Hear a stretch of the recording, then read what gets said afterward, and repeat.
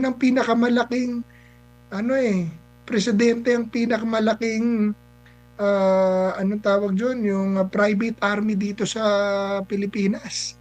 Buruin mo, nakakapagpadampot ka ng tao na walang warrant, nakakapagparid ka ng simbahan na walang valid warrant, yung ginawa nila kay Pastor Tibuloy. Kaya na, president, pag presidente ka, kaya mo yon kahit walang tamang legal na dokumento.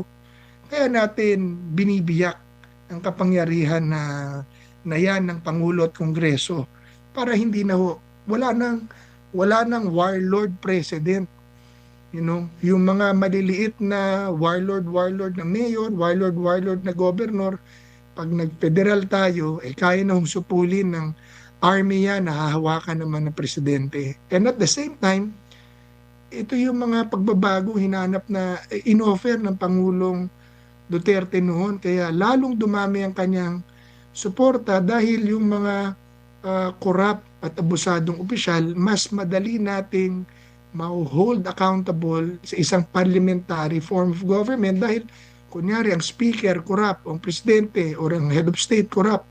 Kahit ngayon pwede nating paltan yan at every week haharap yan sa kinatawan at for a question hour.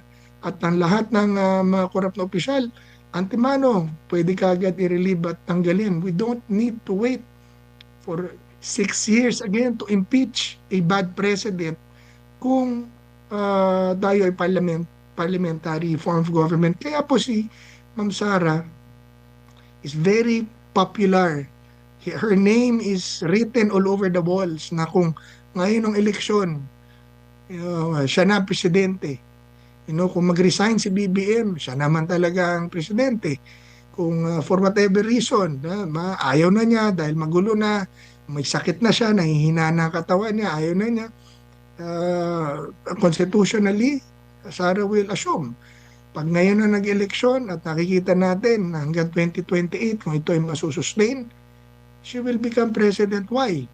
Because the Filipinos want the restoration of the fight against drugs, corruption, criminalities, and the systemic reforms that were being discussed during the term of President Rodrigo Duterte.